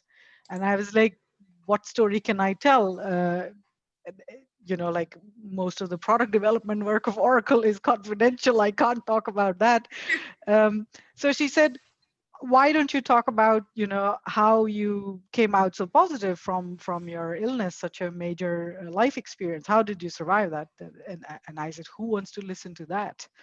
And she said, okay, I want to listen to that. Why don't you, do something? So I submitted that as a suggestion, and she submitted a suggestion of hers, and there was another colleague, but then none of us got accepted as speakers at that conference. But what I did is that I had this creative idea, and I thought we have an internal community of women at Oracle. So we organized an internal event, and I said, this is our dress rehearsal. Let's tell our stories to our internal audience. Like if we are ready to go out at a conference and tell the story to, I don't know how many external people, this is a smaller, trusting group of people who listen to us. And I think that was the first time that I told something about my personal story. And I think, Christiana, you were there, if you're still on the call. And I got so many positive reactions on that I, even though sometimes it's uncomfortable, but that I learned to embrace that, your emotions are also part of being human. And Yeah. even if while telling your story, you get emotional, that is what makes an impact on people. Yeah. So, yeah. That gets to the heart. Yes. So I don't feel that anymore. But it's not a secret, but I also, don't know if, if there is a chance I relate to it as a life experience. but it's not something that I would open a networking conversation with. Yeah, thank you. Or Thank you, you. you open up in a vulnerable way to people that you trust, right? It's not always something that you want to share with anyone, but that vulnerability allows you to connect with others because it's easier for them to relate to you. And they see that indeed you are human. You are an amazing developer and you're human. What a great combination. I think we should also have a look at other comments because there are other interesting thoughts. There is yeah, I cannot see the comments. Can you see? I can. Sure, I can read it. Yeah. Networking is only for professional purposes, I would guess. I'm not trying to network for more than professional purposes right now. Yeah. That's another one. And then we have another that's actually related to women in tech specifically. So that there is a mainly male community. I think I'm networking, but could they also think I'm flirting? Yeah. It's kind of something I guess that every woman at some point has experienced. Yeah. If not, hopefully one day it will not be necessary. And there is another one. I'm not an expert, but I think if you are very specific with your goal, it is more difficult and they would get confused. So we've got very interesting creative thoughts. I would say everybody here in this room is pretty creative. Yeah. Now I think it's time to see what we can do with these thoughts because we decide what thoughts we have. In the end, it's not the thoughts that run us, we run the thoughts. So it's like the software that we install on our hardware. We can run the programs that we choose. Right, Ingrid? Yeah, we can. Yeah, and one of the things that's what I mentioned, how small steps is always try out small steps. Have also a buddy to help you. So share with somebody that you can do it together. And one of the things I got to know Miriam Kuhne, she's the RIPE chair. And she used to work for a company called RIPE NCC, and they give IP addresses, so worldwide IP addresses, and maintain the root servers, a number of the root servers of the internet.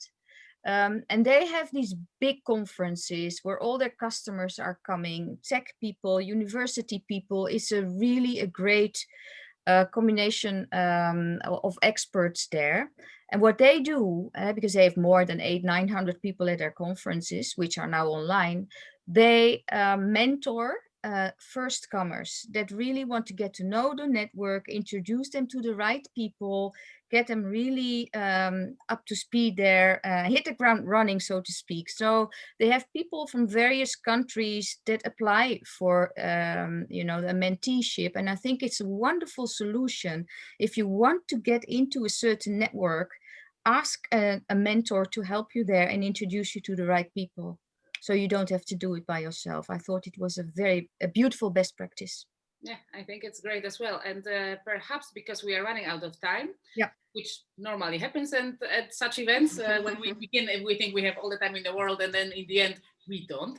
I think it would be good if we moved on to the breakout rooms that Ingrid could tell us about, and then we will be ready just to give you a little bit of basically putting everything everybody today talked about into practice, so you don't have to wait until next networking opportunity.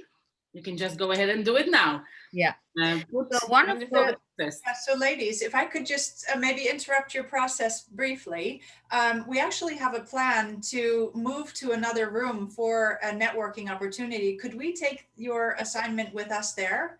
I think it would be great. I think it's a great combination, Cara, because basically this talking about giving and receiving and being able to learn how to ask, what you mentioned in the letter that you read at the beginning, that's something that this event is really created for, to learn how to ask for help, how to voice your request to the universe, to the people you are seeing, to people you know, to people you don't know. And then you get to know them, and you might be surprised with reactions and with ideas that people come up with.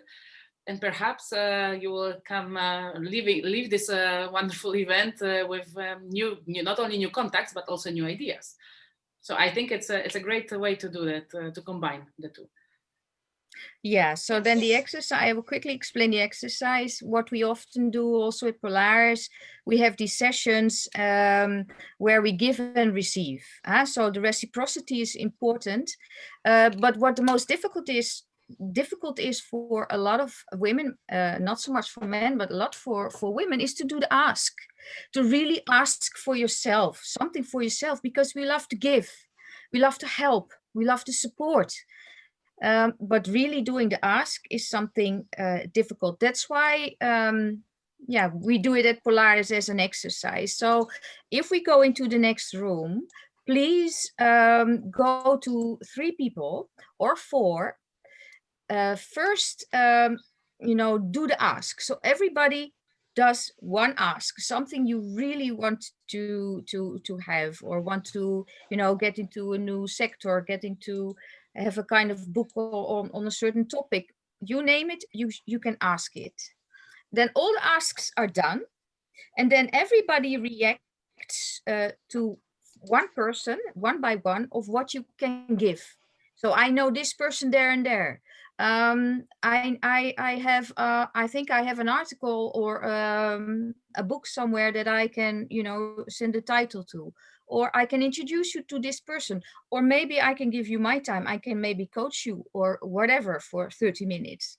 So first you do the ask, then you get the gift from everybody in the group. Any questions? Is that clear?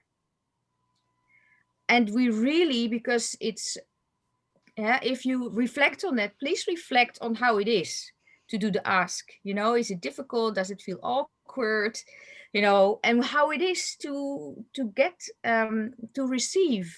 What do you feel? Do you get energized? And we would like to have these reflections back from you guys. So, what was discussed, and how did you feel? And we would like to invite you to join the mentoring program. I think that's the last thing we should say before the break, because we might not have a chance. Yeah. So if you're looking for a mentor, or if you would like to be a mentor, or if you would like to do both, be a mentor and be a mentee, so experience how it is to be in both roles, and what indeed you can give and get, you can join us at Polaris community, Polaris Foundation. And for the participants that would be joining from women in tech, we have a wonderful gift for Christmas, New Year's, the new situation in the world, that we have a discount of 25% on the price of 145 euro for mentees. And what mentors do, mentors also donate their time, which is really priceless, actually. Therefore, the fact that they are willing to do that, we value very, very much, and our mentees as well. So please contact us and join the program. Let's join forces and see what we can do together. Okay, so back to you then, Zdenka. Yes, let's go and let's start. So Kara, you have some surprise a little bit. So who can stay with us? Please stay, because I think it will be really nice. We are moving. And Okay. Kara, you know the recipe. Where? I do. So what I'm going to do is I'm going to share my screen one last time with you, and help me, Zdenka, if you're seeing what I'm sharing in just a second. So do that Yes. if you Just are presenting mode. We wait for it. It's not in presenting mode yet. okay. Are you seeing in the presentation mode? Not No. yet. Okay. Again, to get it back in presentation mode, sorry for that. I will just try one more time, because now it's in presentation mode. Somehow I'm having to switch back and forth. Trying again. Yeah. Okay, are we back in presentation mode? We are now, has started screen sharing. We can see that you started. Still, we don't see anything, like no presentation at all. Okay. Anything now? No. I would just told you. Okay. Still not. Does it appear? No, it doesn't work at all. It's not working at all. Okay. Was it working a moment ago when I was sharing? Yes, it was We working. could see your slide, but not in presentation mode, and Okay. now not at all. Okay, so you know what, let's just go, we're gonna just deal with it that way for now, then I'll go back to that one. Because, so before, you know, we might lose more people leaving because we're And now we're losing the whole Cara. So yeah, she needs to probably reconnect. It's already, yes, are you back, Cara? I think I'm back, so I think I've lost you and I'm back again. Let's try that just one more time. Sorry for that. Ending the show with not good tech. So can you now see my slide? No. Oh boy. Yes. Oh, now Yes. yes, yeah. No. Yes. Oh, again. Okay, super. I'm just going to leave it in this mode and not touch anything. But good. really, it's a message to just say thank you to all of you for everything that you have done with us in our community over this last year. I do want to just take the moment to wish you all a very safe and happy holiday coming up in wherever in the world you may be. From all of us in the team at Women in Tech the Netherlands, we've absolutely enjoyed getting to work with you, talk with you, network with you, engage with you throughout this year. And it's really just a heartfelt thanks from all of us to all of you for being with us throughout this year. And I hope you've been inspired from the impact that we're trying to bring. So with that, what I do want to do is I'm going to introduce you, for those that are not familiar, with the Wonder Room. I hope you can see sort of a background with candy canes on it now. And what we're going to do is I'm going to put a link into the chat for you. And when you click on that link, it is about a 1-minute process to enter your name, test your speaker, check your video, and take a selfie. And you will enter a room that looks like this. And what's going to happen is you will have an Android of yourself, so a photo of yourself, that you can use your mouse or your up and down arrow keys to navigate around the screen. And basically what you want to do, because Ingrid and Julia gave us this assignment to get together with 3 or 4 people, you want to navigate to 3 or 4 people together, and you will connect with each other in a bubble. And you could even choose these topics that we have here. So if you want to talk about any of our SDGs, which are the education, social inclusion, and everything that you see here, or maybe a book club, you're welcome to hover over one of those areas and form a circle. Up to you. But we're going to just open up this room. I want you to have some fun. And it's a little bit festive in there right now. I think there may be even some snow falling and some holiday music playing that you will discover in a moment. So enjoy yourself, and just a chance to start a networking opportunity. For anybody that might want to do this themselves, this is a tool called Wonder, the Wonder Room. I will put this into the chat also. It is a free tool for everybody. So you can test this out in your own organizations. And I think it's a super cool way of getting to network with each other in a much more informal way once again. So with that, I'm going to stop sharing. And I'm going to come back to the chat and give you the address to meet us there. And the last bit of instruction is that you're going to need to leave the Zoom room because your computer can only allow you one camera at a time. So you need to, I will keep this open for just a few minutes. There you go. This is the Wonder Room address. And I will leave that open for a few minutes, so you can click on it now. And when you do, then enter in your name and do your selfie, and we'll see you over there in the Wonder Room in just a moment. Okay. Okay, see you there. If any issues, come back and ping us here, but I think we'll find you over there. Okay. Thank you, everyone. Thank you. Let's go there. Thank you. See you.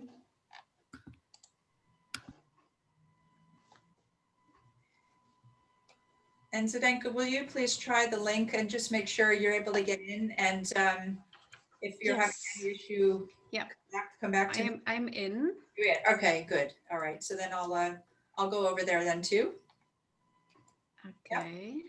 So I think we will end the Zoom call and we'll stop the recording now. Yeah, I will be still in the Zoom in case something, but I'm on my other computer. I already see a few people coming. Great, then I will Angie, stop for the example. recording. Thanks. Thanks. Zdenka, Yes. could you share it one more time for me, the link? Because I saw that I make a